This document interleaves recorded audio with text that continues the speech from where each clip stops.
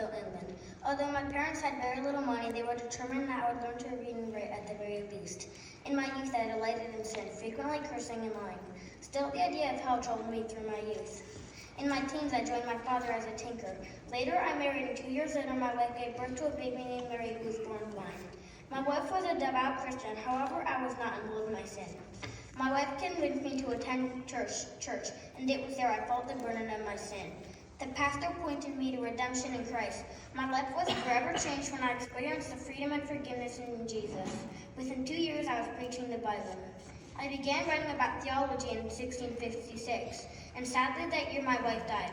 A few years later, I remarried a woman named Elizabeth. In England, much was happening with politics. The Protestant rebellion fell, and King Charles II returned to power. I was arrested and tried and jailed for preaching the gospel.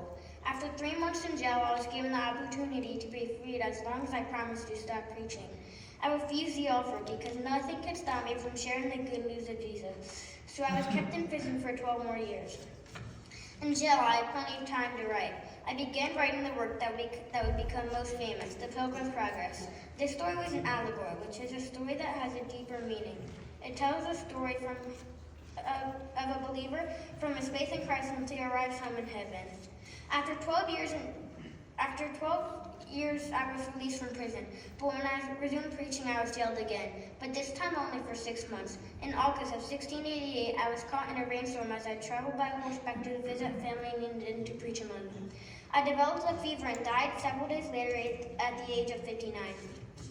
I'm remembered as an English writer and a Puritan preacher, but I'm best known for writing The Pilgrim's Progress. My book is named one of the 100 best novels. It has been translated into 200 languages and is the second best-selling book of all time next to the Bible. My masterpiece has encouraged many believers in their walk with God. Who am I?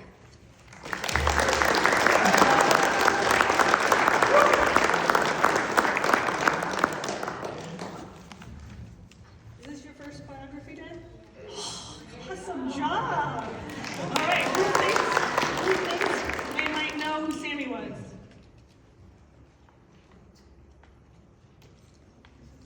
See, Eli, you think you know? John Bunyan. Are you John Bunyan?